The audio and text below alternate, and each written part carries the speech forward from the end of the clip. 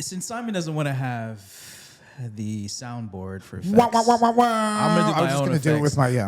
my What the fuck was that?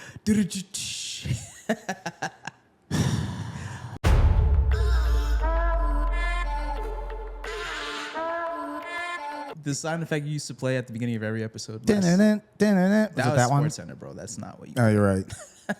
I gotta find that road recorder so we can just, You gotta bring use it back. for that. As much as I hated it, you got to bring it back. Yeah, and Yeah. Also, wait, back up. What was that? Drumming? What was that? I don't want to talk about it. Well, let's move on. You're black. You should have rhythm, right? Whoa! What does that mean? Stereotypes are there for a reason. Jesus Christ! So you're saying you don't have rhythm as a white guy? No, I have rhythm. I have no moves. There's a difference. So you think I got moves? Yeah, I've seen you. I mean, you see me vibe. You know. Yeah, I know the vibes. Yeah, but it's because you're black. This guy. Right. Wait. Anyway.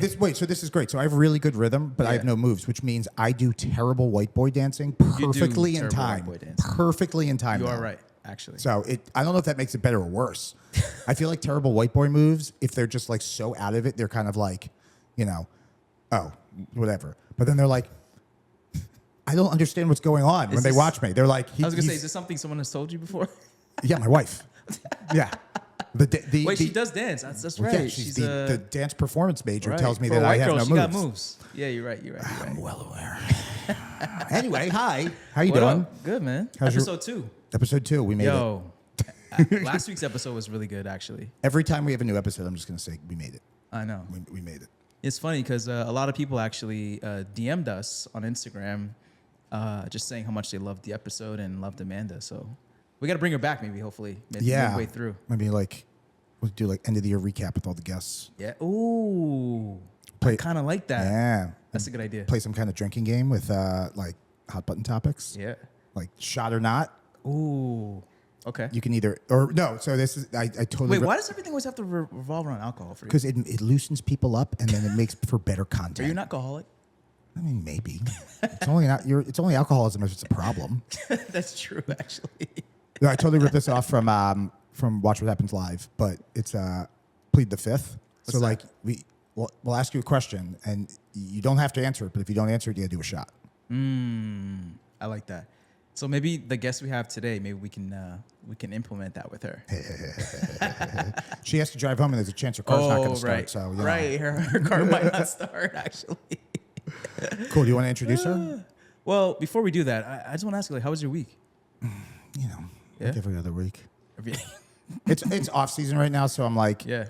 I had to start editing again because I'm now I'm not behind yet, but I'm it's like time to get these next couple weddings out. And I'm glad you said that. So, for other photographers that are listening to this pod, what are some things that maybe they can kind of get into for the off season, when they don't have as many weddings or shoots? What are some things you think they should do to help keep them busy, I mean, for me, it's this year especially, I kind of tried to remove myself a little bit from the getting bombarded with stuff on social media as far as wedding specific things go. Yeah.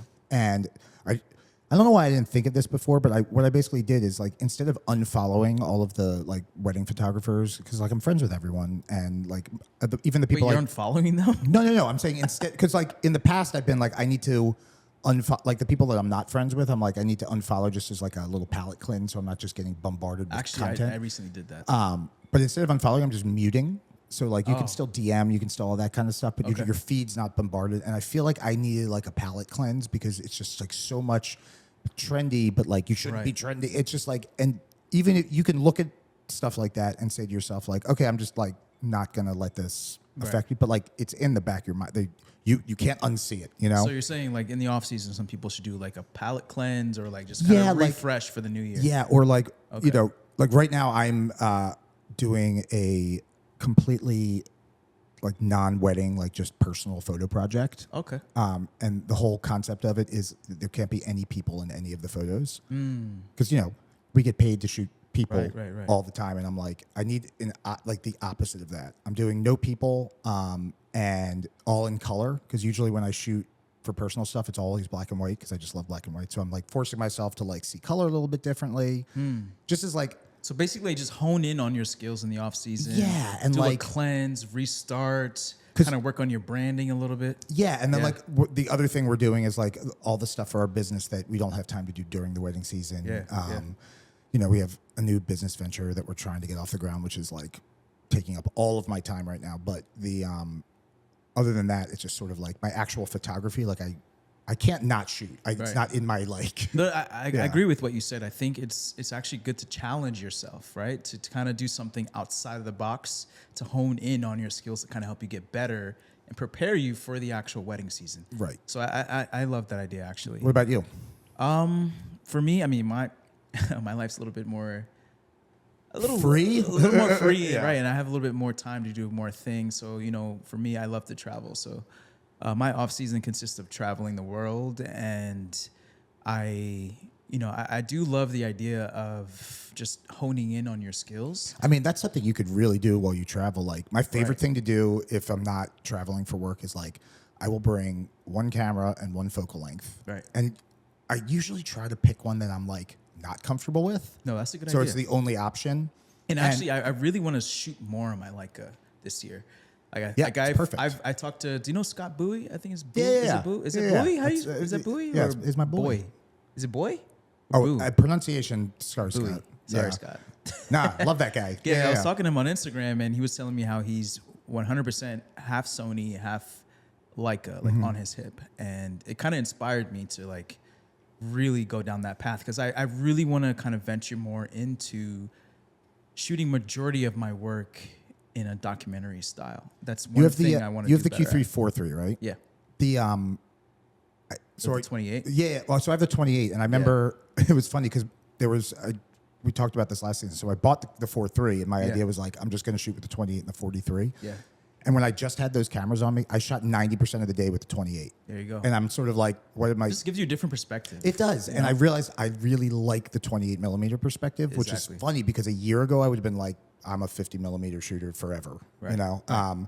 So like now on weddings, like my plan, at least to start this season, is going to be GFX with, I think, the 80, which is like a 60-ish 63, focal length. Like that is going to be basically like the portrait camera, and when we need that length, and then the rest is just going to be the Q3. And I'm trying to like maybe just have those two, and then I have my Sony. I got at the end of last season the Tamron, like a 35 to 150, that crazy zoom lens. And like I use that for ceremonies, and that's really like it. Yeah. So we'll see. Nice. I mean, but like taking just that is like such a good idea, because it's not like, you know, you it don't forces you to like truly think differently. In my opinion. You need, it gives you an opportunity to just sort of like get used to that focal length. And talking about think differently, this is a good segment to kind of introduce our guest for today. Ooh, I like it. Someone who definitely thinks differently than at least a lot of planners that I know. So somebody's more candid about everything, which I like. We like here on this podcast. And we could have brought any planner on to this episode, but we chose someone that we think has a very vibrant personality, is the way I'll put it. Yeah. And someone I've worked with before, and you haven't had a chance to work with her yet. But no, but she's been a guest at one of my weddings. Yeah. And that was fun. Yeah. We had fun. Exactly. I guess without further ado, ladies and gentlemen, we are going to introduce you to Krista from Champagne and Magnolias. All right, wifey, what are we talking about? Let me first. I got to reintroduce. Oh yes, please, for your fuck up. I fucked up her name. It's Champagne Magnolias. Yes. Which, how did you come up with that name? It's not exciting at all. People confuse us with a florist all the time, which I do see. Should have probably thought better. But honestly, just from my love of champagne, literally the beverage. Okay. And then the movie Steel Magnolias that I used to watch with my mom. I was not expecting you. I literally thought it was going to be like champagne colored magnolias or something like that. No, but the two references you just heard you are just now my favorite person. Magnolias that is champagne in color are actually disgusting looking, if I'm being honest. They're not beautiful at all. Yeah, they're really bad. Okay, so wait, Krista, tell us more about you. Where are you from? Yeah. What do you do? What's your vibe? Well, my vibe is like probably, what is it? Hair attached to the microphone. Oh, thank you. I got you. I just have such my attention to I just detail, have Ann? Yeah, I great, see you, bro. I see luscious you. hair that it just like does whatever it wants. No, I'm from New Jersey. I'm a wedding planner from South Jersey. I grew up in Mullica Hill area, which is like a small town that no one actually really ever knows about. But I have been to Mullica Hill. I know about it. okay, thank you. I'm so proud of you for knowing it. I grew up there, but I now live like right outside of Philly. I'm a Philly-based, I guess you could say, wedding planner. I've been in the industry since I was 18 years old in some capacity, but I've been a planner since 2019. Nice. Yeah. And what areas do you usually service?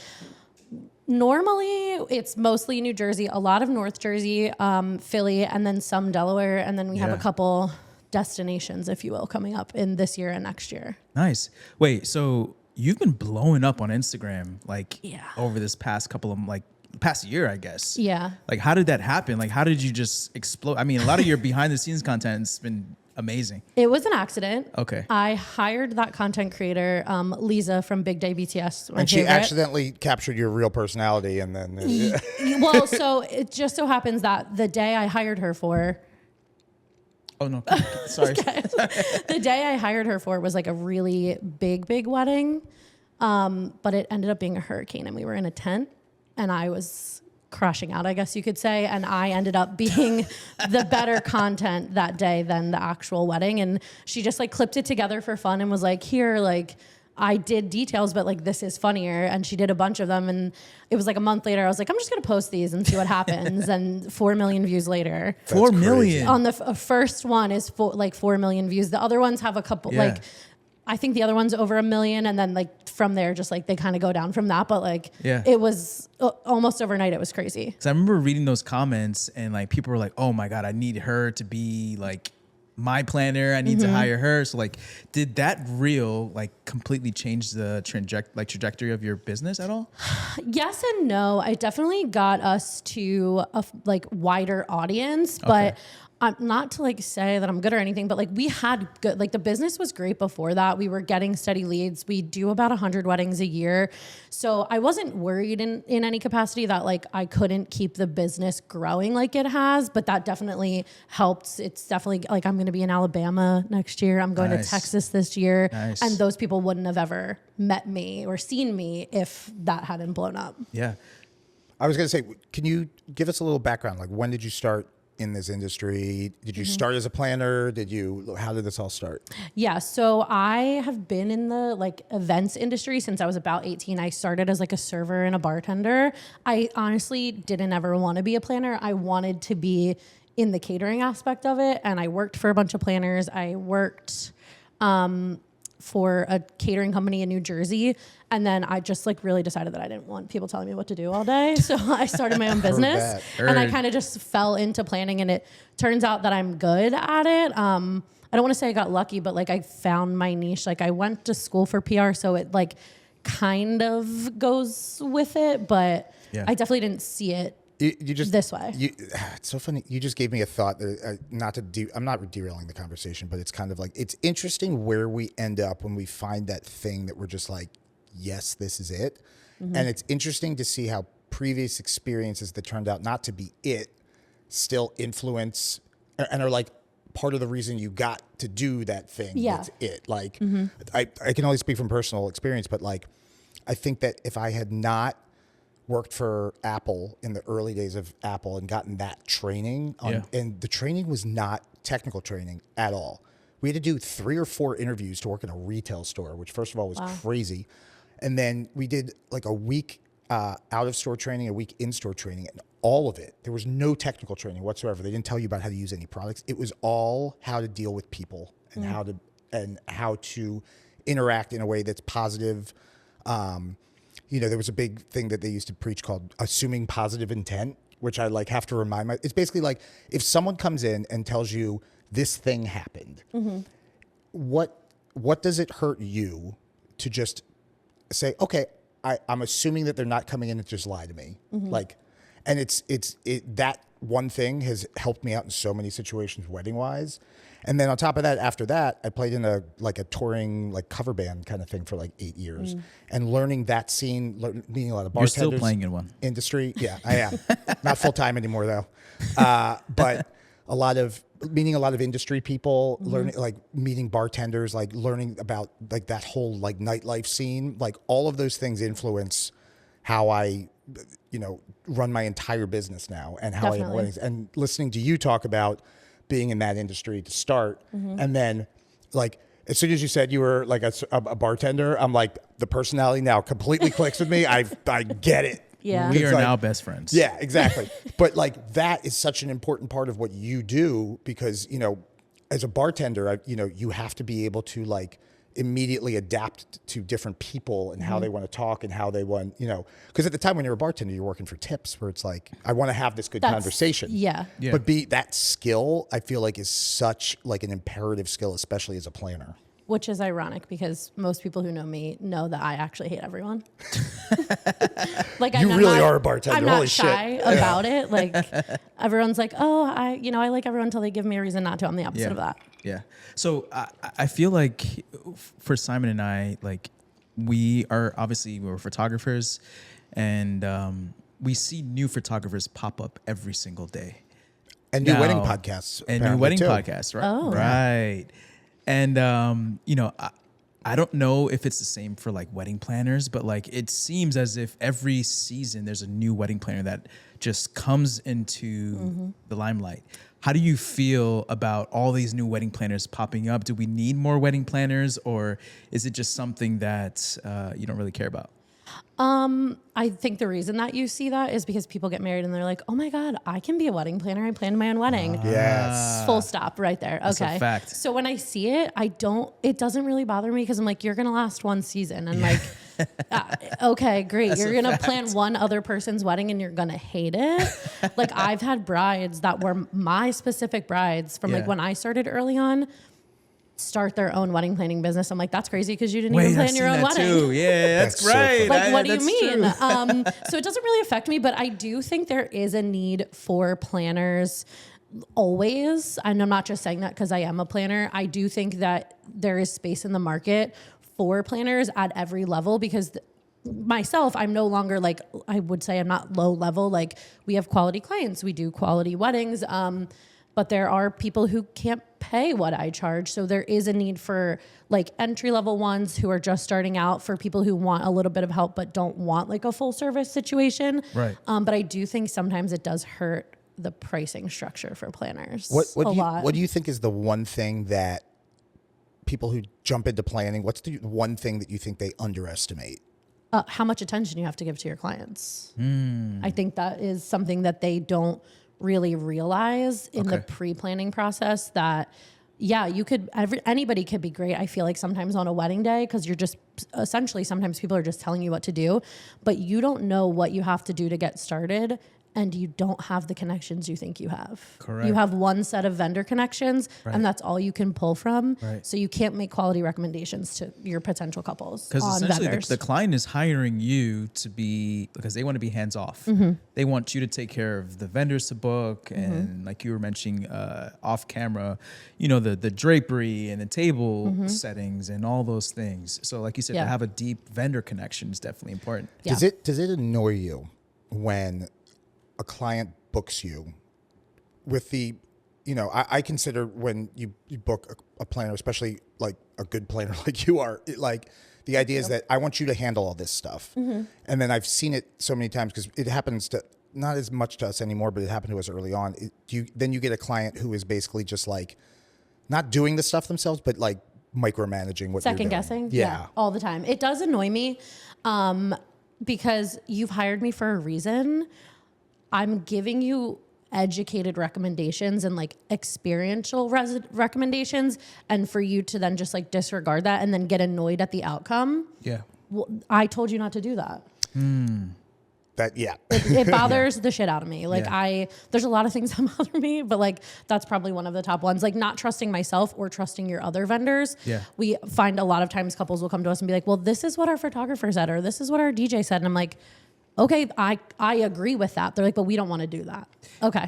Wait, this is, so I think Simon's smiling because I think I know what he's going to ask you. So, so when it comes to like, because I sometimes feel like there's a fine line between photographers and wedding planners. I knew this was coming. Okay. Yeah. Right. So I'm gonna ask you something just Sure. pretty light. What is one thing or multiple things that you absolutely hate that photographers do on wedding days or throughout the process? This is a very self-serving questions that Yeah. in the past we've asked other planners, and it's mostly just Yeah. because like, am I doing that? Okay. No, I mean, I can say that in a room full of photographers right now, I have great experiences with all of you. I have had some terrible experiences, and I think especially Ant, we've worked together, so I think you can attest to this. Like, I really respect photographers, and I give you that respect up front if I've never worked with you before, because my job is to create the timeline, one of my jobs, and I understand that every photographer works different. So for me, when I'm creating timelines, I go to that photographer and I'm like, hey, I'm working on their timeline, but how I do it is pre-ceremony, I'm structuring around everything that you need as a photographer because I want you to be creative. I don't want you to be rushed, and I don't want the couple to be rushed. So one of the biggest things that annoy me about working with potential or some photographers is the lack of communication in that aspect. Like, I've had some photographers, like, we reach out to them. Nadia, who is our office manager, she's fantastic. She handles all of our vendor emails. The amount of emails we get from photographers saying, well, we don't make the timeline, we just take the timeline from the couple. I'd rather die. Wait, this is actually good. Like, what do you mean you don't make the timeline? How long do you need for first look? How long do you want for what? Like, family photos, because they've got 57. One thing, Sai, yeah. real quick, because it's funny you say that, because I've worked with planners in the past, and I would give them a timeline. They'll be like, well, what are you doing? I don't create a timeline for my client. I will create the timeline. No, I don't agree with that. And then give it to you. Oh, I've had, so what? No, I definitely don't agree with that. No, I was going to say, like, this is good advice for photographers that haven't worked with planners before that will. Like, what we do is that we have, and it's, just like a PDF that I basically send. It's like, here's how much time we need for each part of the day. This is how much total time we need before the ceremony. Take that and do with it what you will, but just so you know, like, this is how much time we need. I love that. And most of the time planners are like, oh, this is awesome, thank you. And I generally, as soon as I find out we're working with the planner, I just send that. I'm like, here, like, take your time, but I just wanted to make sure you had this before you start doing anything.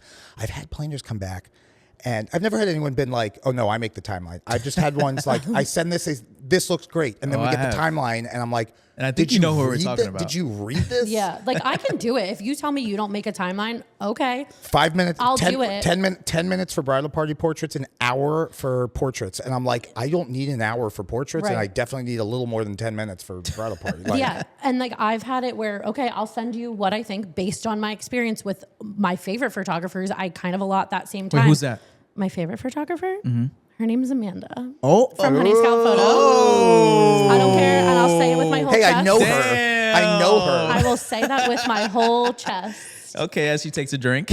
I know her. No, I have a lot. Amanda's just like my best friend. So I'm you're obviously one number of two, them. and then Rachel Rachel's number Rosenstein three. is one of them. Yeah, I'm Rachel's not going to put number numbers three. on it because that's rude. I'm assuming you haven't said me just because we haven't worked together. Yeah, Simon will probably be number one when I get a chance to work with him. His stuff is beautiful. Sorry, Rachel. Tell your couples Sorry, I'm Rachel. available.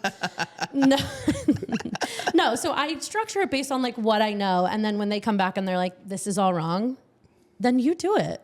Tell me what you need. I'm asking what you need on a wedding day so that we can all be successful, because it's not just my couple, it's also your couple, and this is a partnership. And I think your job is the most important job on a wedding day. Truthfully and respectfully to all other vendors, you have the hardest job on the day, because your work is the only thing that outlasts the physical day itself. So why, Simon, why don't we get paid the most then? I mean, sometimes what I'm you do. saying. Sometimes we do. Like, why don't we get paid? I see numbers, and sometimes you do get the most besides venues. I think it's, that's such a good point to hit home, is that, like, I've worked with other photographers before that are just like not collaborators. And it's such a weird, it's just like such a weird hill to die on, especially the ones that like get super annoyed and testy with videographers for no good reason. It's just like annoyed at their presence. Right. Yes. Like, I've had so many great experiences with videographers where we'll go and be doing like portraits of something, and we'll just be bouncing ideas off each other. Because I love cinema. I love, like, I would never do wedding videography, but I love that stuff. And generally, like, the ideas that I have are like, I think of these ideas in more of a motion picture setting than I do still photography. So it's like, hey, I have this great idea, and it's sort of, and like the videographer, you'd be like, yeah, let's do that, or like maybe we'll try it like this, and it just turns into like such a collaborative effort, and the work on both sides is so much better for it. And with planners, it's always like, what do you need? How can I help you? You know, and it's like I've just met people that are just like, don't tell me what to do. Like I don't understand that mentality We at all. do have a bad rap out there. There's a few that will just spoil it for the rest of us, I will say. In any industry. I'll tell you what, I've worked with some amazing planners, and I've worked with some bad planners. And I think for me, the number one thing that kind of gets under my skin when it comes to planners is Is it something I do? no. I bet It's when there's a wedding planner and she introduces herself in the morning, and then you never see them for the rest of the day. That's wild. Does that to me. happen? And it's my God, all the time. Wow. And it's like, whoa, like where is your Quick story. Uh-oh. Because I want to know your opinion on this. This was I'm not going to name names because honestly, I don't remember who it Please was. don't name Ken, names. though. No, honestly, in this instance, I might because we've never worked with them again. But like, they were like, there were 4 people. 4 planners. Is it a big What? wedding? Why are there so many? Not really. It was just a 4-person team. Okay. And we got there. I'm like, 4 people. This is great. I don't know what any of them were doing during getting ready or anything. It was just like they weren't really around, and like I ended up running back and forth between the rooms to like bring stuff, and I'm like, there are 4 planners here. Why am I doing this? But we got to. I'm trying to remember what part of the day it was. It was right before the first look. The lead planner came up to me. Right before the first look, the lead planner came up to Magda and I and was just like, hey, are you guys good? Like you can handle, like, this is all good? And like what I thought they were talking about was like, do you need me to help like facilitate anything here? Okay. And I was like, yeah, I think we're good. She's like, okay, cool. And then they disappeared. All of them. They all left. And I was like, we didn't see them again. We showed up to the ceremony. All 4 of them arrived, freshly changed, freshly showered, in new hair and makeup. They left? They left, did themselves up for the ceremony. That's wild. And Maggie and I were just like, what the like, what? No, yeah, we always keep someone with our couples. Yeah. We operate minimum 2 people so that there is someone always with the couple, and then there is always someone at the venue, especially for setup, just to make sure that like that's taken care of. And if something does come up, like myself or whoever one of the lead planners on my team isn't getting pulled away from the couple. So then it falls on the photographer to now carry that timeline. So we always operate, and you won't catch me leaving unless like someone died. Yeah, which kind of brings me to another point, which is comparing day of planners to actual full service wedding planners. And I'm not sure if this is a service that you offer, but do you think day of wedding planners are worth it? And if yes or no, I guess essentially, Yes or no is hard. I would say yes. We do offer something like that. It's not called day of coordination because I don't believe in day of coordination. I don't think that you can come into I don't think you could come in 30 days before and be like, I got this. I feel like day of is too late. Yeah. Right. Yeah. Yes, we call it wedding day management, but we start it Ooh, 90 I like that days way prior. better. So like we're coming in before like all of your questionnaires are going out. All of the vendors want all of this information from the couples so that we can, learn what they've done, have time to strategize and figure out what we need to focus on. Or fix. Or change. And then that way we can communicate that with you so that leaves them free to have the more fun conversations surrounding the wedding day versus load in times and what time is the transportation coming. So I do think it's beneficial, but I think it depends on how you structure it. You either of you can answer this because I've seen both. Do typical day of planners create a timeline? They should, or at least be giving input on whatever has already been created. I would think. So there's this I feel like weird. you speak from trauma. Yeah. So like, I don't know if if either of you have noticed this, but there's like this group of, I don't want to say group because I don't think they like know each other, but it's happened to a couple times now where there are these like day of planners who are like, I don't know if they're trying to leverage the day of planning thing to start a full service planning thing. Probably. But it's just very like, we've worked with a couple and it has to be something that is, it can't be like a one-off, because it's happened to us, I think 3 times now, where like they've asked us to create the whole day's timeline up until the reception. Really? And then they would just, like morning too, like prior to you getting there.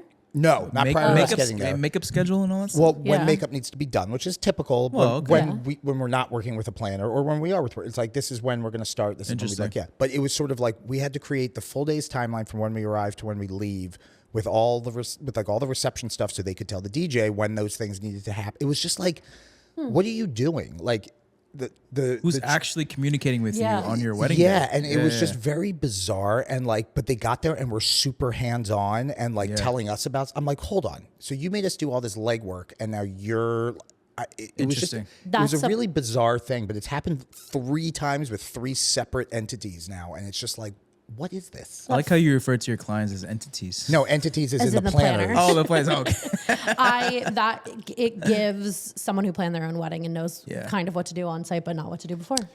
Interesting. That tracks, actually. Yeah. That's what it feels like to me. So on this podcast, we don't just talk shit, right? We that's why I came. I thought I was going to say, wait, why did we have her on? This is also this is also like a source of like, at least we're trying to make it a source of education as well. So you know, I'm always a big, you know, I'm always someone that's going to be supporting someone that starts a new business. Yeah. Right. So for any wedding planners that are people that are trying to start and become wedding planners, maybe kind of give us very high level, like what are some steps they can take to kind of start from the beginning to maybe work their way up to something successful that don't involve getting married and thinking they can be a planner. I mean, step 1, get married. I can't say that like there haven't been planners who got married and then started their own wedding business and haven't been successful. But I think finding someone that you can work with on their team, like being an assistant, just like interning, learning as much as you can from real life experience, because I do have like a quote unquote wedding planning certification that I got when I was like 21 because I thought you needed it. I don't use a single thing from that. Yeah. So the educational part of it, you can't really learn from courses. You have to be on site. And I think before starting your own business, you should work with a local planner that, you know, is maybe also starting out and they are looking for help, but they can't pay that much or something like that. Okay. Because knowing what's going on site will help you learn what goes on behind the scenes leading up to the wedding, I think. Absolutely. And a part of that too is also, like you mentioned, just not being afraid to just ask questions, right? Not being afraid to just reach out. Because that's sort of what I did with my photography career. Is just I reached out to like 20, 30 different photographers on Instagram. Maybe 5 of them responded. And which is funny, when we talked about that with Lauren Fair. Yeah. I reached out to her and she never responded to me. She left me on red. And then she was here? And then she was a guest. I called her out. I called her out. Did you call her out? Yeah, I called her out. Oh, man. Oh my God, that's funny. But, you know, I just think that it's something that is very important, right? Like building a network, which kind of builds into my next question, which is, like, how does a wedding planner build her network of reliable vendors? And also, can I add to that, just for the photographers watching? How would a photographer say, sort of, because 1 second, Simon. So that just what is it still connected? No, it's just this. Yeah, as long as that little pink light is on, we're good. Okay, sorry. Go ahead. So adding to that question, you know, from a photography side, like, you know, it's something early on in our careers we struggled with. It's because, like, it's easy to say, like, oh, why do you never hire me? You know, it's like talking to a planner. It's like, well, you never book me for anything. The answer is like, I don't know you. Yeah. Like, what are things that sort of new people that you haven't worked with before? Like, how do you find them? How do they approach you? Like that kind of thing. So it's sort of like both sides of that question.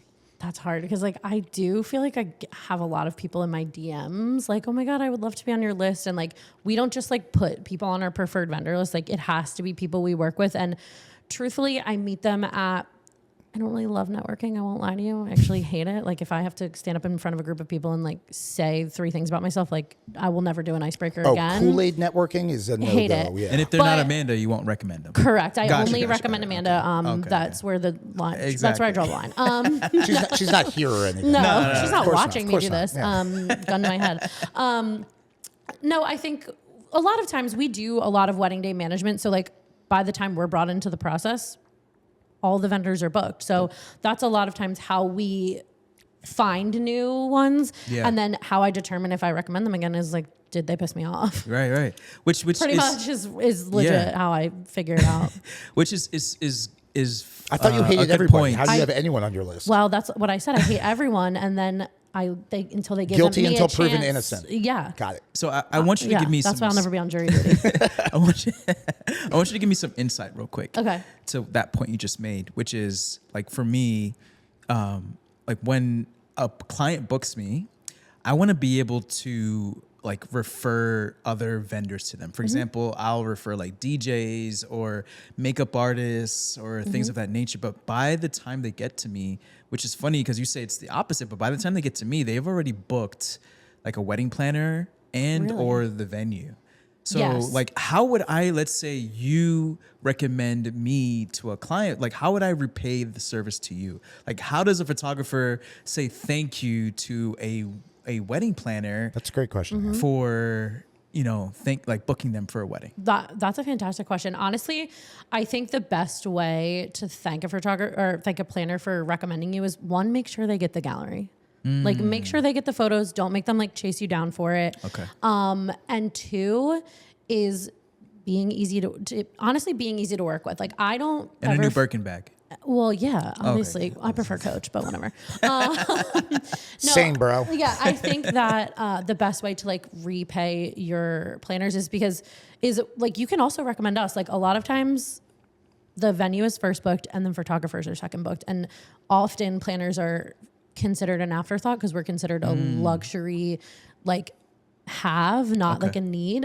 So always recommending us, tagging us in all of the photos. There's a ton of times where I will see photographers post like work that we did the design on and we're not tagged anywhere. Yeah. It's insane. Interesting. That is interesting because usually it's I think the couple times because usually the planner reaches out to us when they get because someone hires them first. Usually the only times we ever run into planners getting booked after us is if it's more of like a day of or a. But I like what was your term? Because you do 60 instead of day of planning. Wedding day management. That is such a better like thing in general. Yeah. That is because it's not just the day. Like we're managing like the process leading up to it. Of course, yes, the couples have done the heavy lifting, but we're coming in and refining everything. And also it's day of planning sounds so much like day of coordinator. And it's like, those are not the same thing. No, they're not. And that's not what we do. Like we're with you on the biggest day of your life. Like we're not just going to come in 30 days and be the weird girls in the corner.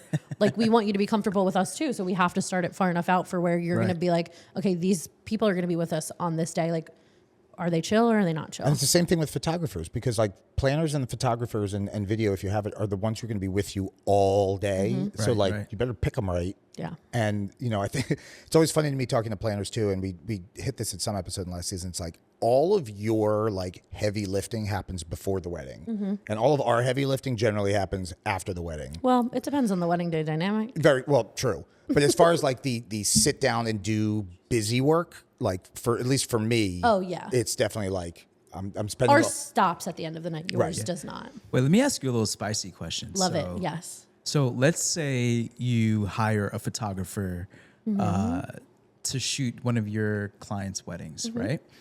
Is this your client or is this your client and the photographer's client? Can the photographer reach out to the client outside of emailing you as well? Yeah, of course they can. It's a combined client. It's not like my client and like you work for me. We all work for them. Okay. In my opinion. So not a lot of planners think like that. I obviously like in the beginning of the planning process, once you're brought on, like I do say like, hey, if you don't mind, just like keep me like on the emails so I know what's going on. Okay. Unless like you have an issue with me, and if you have an issue with me, say it to my face. Don't go behind my back. But because Simon knows this, I've had a planner in the past where I would just reach out to the client, like I would text her or like I would just fine. like outside of letting her know. Yeah. Oh my God, I heard it after that. I was like, I think that's crazy. So actually, got so mad. since we've had that conversation a while ago, like the thing I do now, or we do now, as soon as we figure out someone has hired a full service planner and we're getting a lot of communication from the planner, we reach out to the couple and we CC the planner on it. and basically say, hey, just let us know. Usually we tag it with like the thanks for booking us. Here's some info, and say, hey, so we're super happy to be working with XYZ Planner. Let us know what your preferred communication is. We are more than happy to communicate everything through XYZ Planner, or we're more than happy to communicate directly with you, but being sure to CC the planner. Yeah. And it's like, just that has alleviated so much stuff, because sometimes the couple's like, we are like, they're both super busy. They're both in med school or something. And it's like, it'll be easier for us if you just do everything through the planner. And that's not, and then the planner doesn't have to be the bad guy and say like, no, you need to just be reaching out through me. Cause like, you don't know the backstory. Like maybe it's not an ego. It's just the couple is super busy. So exactly. Yeah. I also think in that respect, like I tell couples and vendors to keep us copied so that we don't have to spend the first 15 minutes of my calls with them going over what they've talked to you about, so that I'm just in the loop and we're not wasting time on our calls. But I don't think like if you're texting them about like, hey, when's the styled shoot? Like, or the engagement shoot, I don't care. Yeah. I'm not a part of that. I mean, engagement shoots are style shoots, I guess. But I also say, don't give out my Anthony, phone number like Ant does. Anthony always schedules his final details meetings in person and never invites me for our couples. Dang. I always get, but he doesn't shy away from sending me a selfie of them. He's like, thinking of you. Okay, I could have been there. Here's a tip. That's crazy that you're at a bar If and he I'm at home. if he ever asks you to borrow your phone during a wedding, don't give it to him. Why? What do you do? He borrowed my phone. I don't even know what. I was like shooting something. It's like, let me grab your phone. I gave him my phone. He disappears. He comes back, and we were still doing something. I didn't remember what it was. I looked later. He had an entire goddamn photo shoot with my phone with like all the decor. It was for a friend's wedding, but it was like, it's like this fucking guy. He always sends me a selfie of them like in a booth at a bar going over details. I'm like, hey, that's crazy. I should be there. Oh, thanks for inviting me. Every time. I don't need to be a part of this or anything. Yeah. So for your couples, you have to talk to me, okay? No, just kidding. In fact, anytime I book you, you're only talking to me. Correct. You're no longer talking to me. You belong to me. I'm the captain now. So there are like 1,001 wedding planners in this, literally probably in Pennsylvania, right? Why should couples that are listening to this podcast, or just couples in general, why should they hire Champagne Magnolias? Obviously, because we're so cool and fun. Well, no, I think it's because a lot of planners in general, not just in this area, kind of everywhere, are yes men, and will be like, oh my God, we love this idea. We could definitely do it. And then when it comes down to the cost of things, they're like, oh, we actually can't do it. And then that's where clients get disappointed. We are always thinking about like managing expectations. I'm not going to yes someone to death. I'm going to be straight up with you and say, okay, I don't think what you want to do right now is going to work, but this is an alternative way to do it. Right. And it can work this way. Right. We're never just going to be like, yes, and then have the couple be disappointed on the day when it doesn't turn out the way they want it. Because a lot of people are like, yeah, we could do that. Yes, we've done this type of thing. Yes, we've done this type of thing, because they want the business. Because you keep it real with them. I've turned away plenty of business. Yeah. Because I can't meet their expectations. Yeah. And I'm not going to put myself or my team in that position. So, no, I love that. I love that answer. And I feel like we need more people like you, honestly, because you got to keep it real. I mean, sometimes you just got to let them know, like, hey, this is what's going to work and what's not. Yeah. I think the biggest thing I've become jaded with from this is year 12 for us now is like, it's just like the Kool-Aid drinking. It's like the cool kids. It's like that, and it's just like all of the this is how you're supposed to act and blah blah blah. And like sometimes you just need someone to just tell you like this is how it is. Like suck it the fuck up. Well, 4 million people have seen me tell it how it is on a wedding day. So there's a tornado. So when they're booking me, I say you know what you're getting yourself into. I guess. But like I just like that's so refreshing to hear, because it's just like we are. I feel like we have come to the point where we are as diplomatic and nice about it as possible, but like we have no problem saying like that's not doable. Like, and I think it takes a lot of people. It took us a while to like get to that point, because like all you want, you're working for your client. You want to do like the best for them, and if they want this thing, you're going to try to do it. But like, it comes with experience too. It's just sort of like, we had a client at the end of last year, and they had rented a Rolls after their ceremony, which was in December, and their ceremony ended at like 4 o'clock or like 3 o'clock.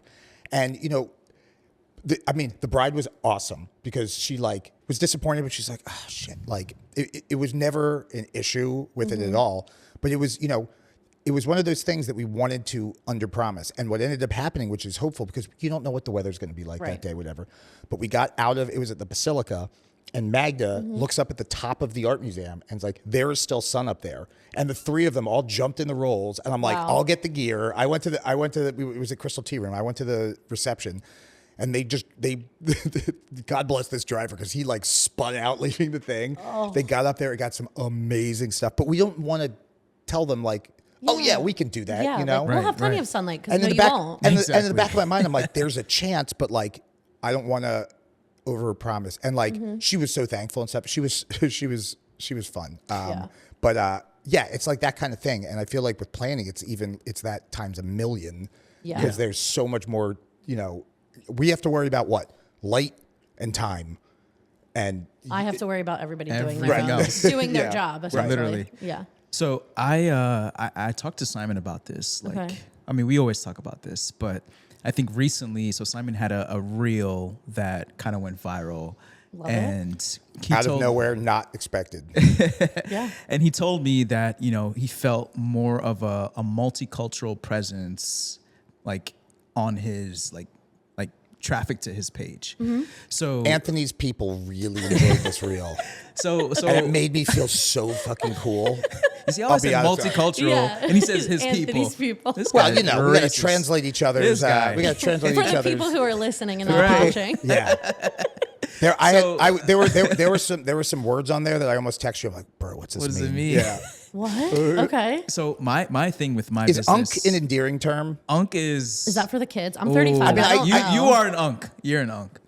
Really? What does like that an mean? old man with like an old soul, but he's still young.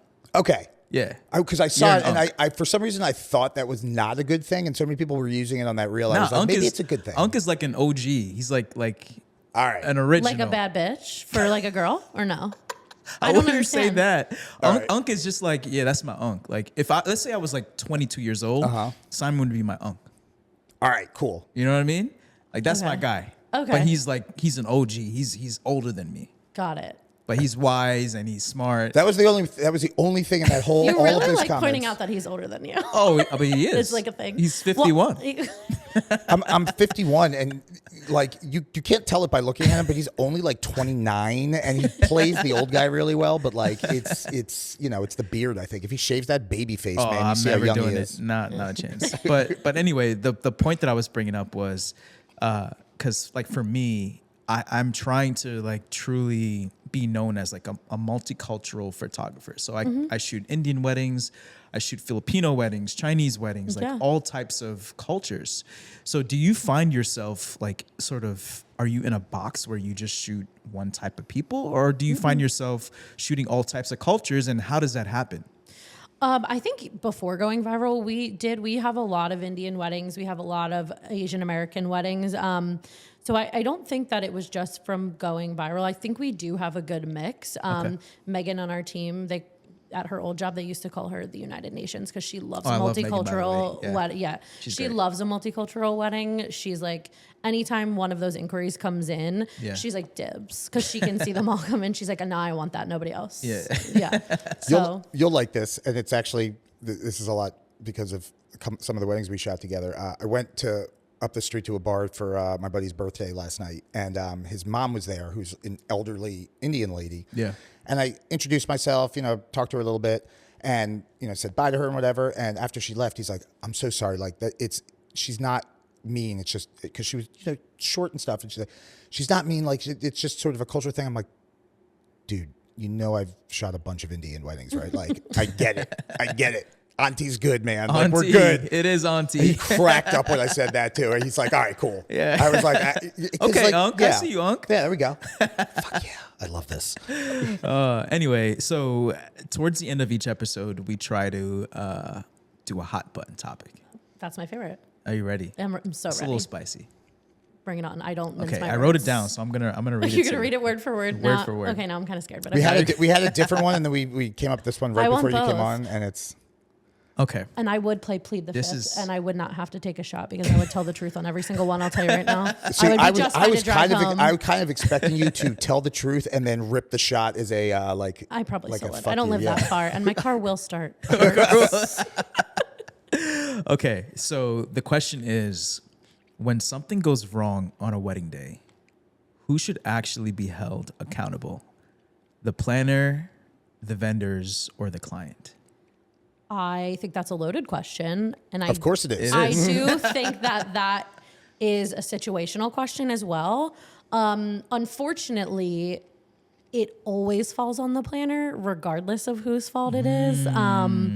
But we've been in situations where things have gone wrong, and I'll tell you what, and I'll say it with my whole chest, and I'll look right into any of these cameras and say it. It's Yep, your camera's right that over one, there. in front of you. I'm gonna hold my. I'm there gonna we go. hold your hand when I say this. It's always the band.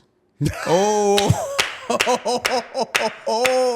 I don't care. As someone who was in a band and occasionally played Wait. weddings, you are correct. Respectfully, it is always the band. Who ate all the They're the vendor one- meals? Who is the only one who cares about when vendor meals are? Bands. Sorry. wait, bands always eat our vendor meals. No, it's their number one question. We were- When's my vendor meal? What do you mean?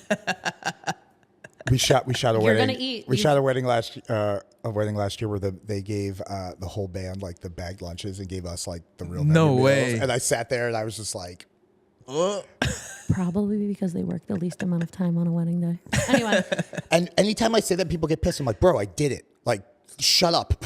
I know what you do. Especially if you have a crew, you ain't doing shit. You're showing up, you're playing, you're leaving. yeah.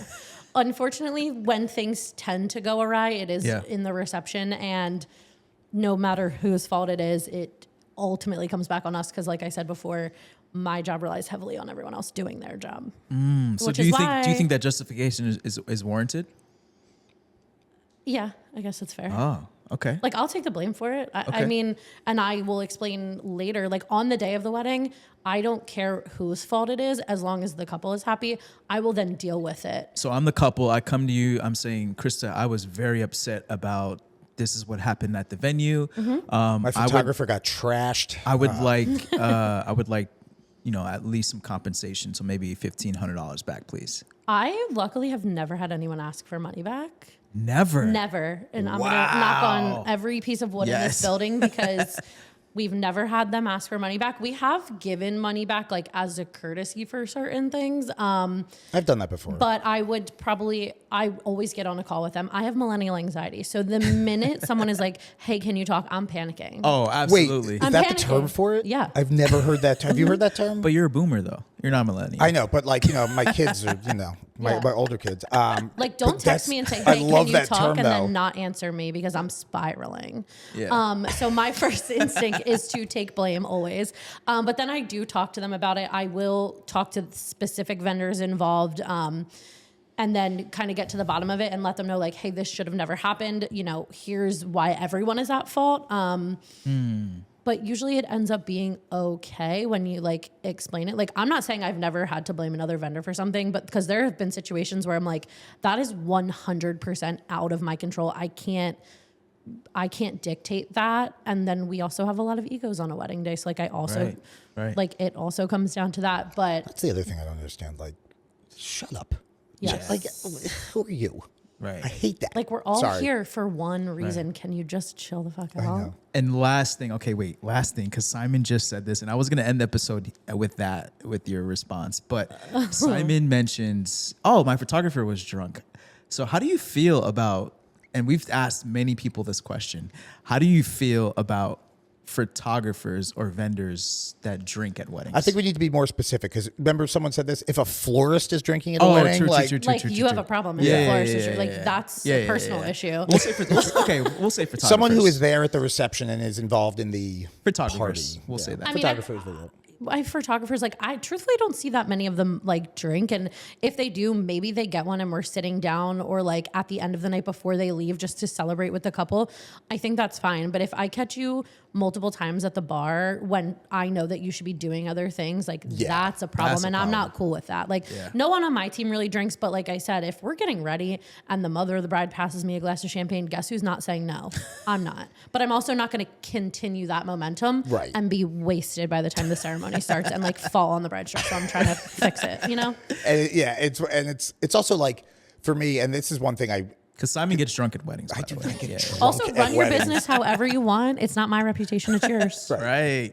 But it's one of those things, like, again, what we were talking about last week, read the room, right? Right, Like, right. like that. Sometimes that vibe is fine, but like, I'm not going to go up and get a signature cocktail and carry around like a martini glass, Right. like Yeah, you know, absolutely. like if the couple's like have a drink, it's like, all right, let me do like a Jack and Diet, and I'm like, if anyone, if a guest sees me, Exactly. it's that was my you're point. You're drinking a Coke, I also like, have no problem being like, "What the fuck are you doing?" Like, Right. I'll walk right up to you and be like, Right. "What are you doing?" Because you're also cake cut is happening now, and you're at the bar, Right, because again, Yeah. if something goes wrong, I'm Yeah. the first person they look at. And plus, you're a walking business card, right? Like Yeah. when you're at a wedding, I mean, all of us have experienced this where, you know, we get inquiries from new couples. They'd be like, oh my God, Yeah. we saw you at a previous wedding Yep. and we loved your energy. We loved this and that. They never actually, you know, were part of the party or anything. They were just guests. So holding yourself to a standard that is professional is definitely a good thing. But at the same time, like for me on wedding days, like if I'm going towards the end of the night, Yeah. like I'm going to pull my planner, I'm going to pull my videographer. I'm going to be like, yo, let's all take a shot with the couple at the end of the night. Yeah, I think that's we have fine. a great time. And also, like what you said, like, you know, you could, and with what you said, you run the business where like you choose what you portray at a wedding. And it's sort of like if you choose to just be a stoic photographer or whatever vendor, like, great, that's awesome. Or if you choose to be like, dude, I saw you with your terrible white boy dance moves in the middle of the dance floor while taking pictures, like, that's great too. No It's one sort has of ever like- said that to me. Yeah, no, I wouldn't think so. Hey, you've seen me. You've seen my moves at a wedding. But like but I think that's an important distinction to make, which we haven't touched on when it comes to like talking about vendors drinking. It's like, listen, like you do you. Like if that's the image that you want to put out there, like Absolutely. and like the image that I put out there is like, yeah, I'll have a drink with the couple. I'll have a second drink with the couple. I'm like, I'm not carrying a martini glass around while I'm like shooting pictures with one hand. Also, like, I'm Which not would be getting impressive. drunk because I want to go home. I know, right? Like, I want to get I'm home. tired. Yeah. Oh man, Krista, this was great. Thank you so much for coming on. And we're excited to see what you have in store for 2026. Yeah. And 27. And Why would stop 27. at 26? And 28. And 29. Well, I'll be old then. I'll Wait, be, so- be almost 40. So if I want to get into your preferred list, do I just DM you? That's the right way. Yeah, to get just her. slide in the DMs, should write her and then a I'm going letter. to leave you in the request. I'm just gonna. I have a typewriter. I'll just type one for you and hand it to you. Put it in my bag before I leave. Oh my god. Yeah, there we go. And I'll find it in 3 days. All right, Krista, thank you. Thanks so much. Thank you, Alrighty. guys. See ya. Bring the giants out.